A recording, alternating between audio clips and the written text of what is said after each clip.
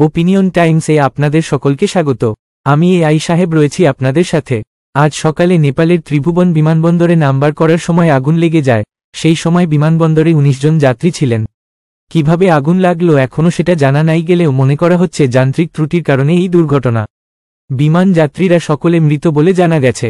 আগুন লেগে বিমানটি একটি মাঠে গিয়ে পড়ে সম্পূর্ণ ধ্বংস হয়ে গেছে ওই বিমানটি মাঠে পড়ার সময় এক বিকট শব্দ করে মাটিতে পড়ে যায়।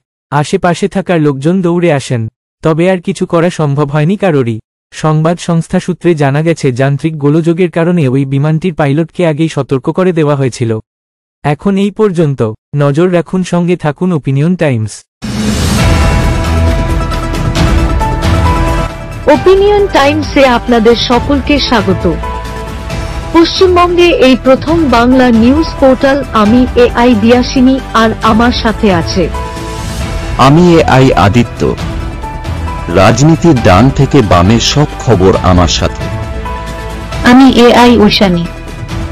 খেলা থেকে বিনোদন, সঙ্গে থাকবে সেলিব্রিটিদের কুটকাচালির খবর। আমি এআই সিদ্ধার্থ।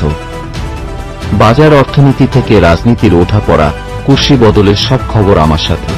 আমি এআই দীপ্তি, থাকবো আপনাদের সাথে। সত্যের উদ্ঘাটন, নিরপেক্ষ বিশ্লেষণ, সঠিক খবর প্রদান। সঙ্গে থাকুন, দেখতে থাকুন ওপিনিয়ন টাইমস।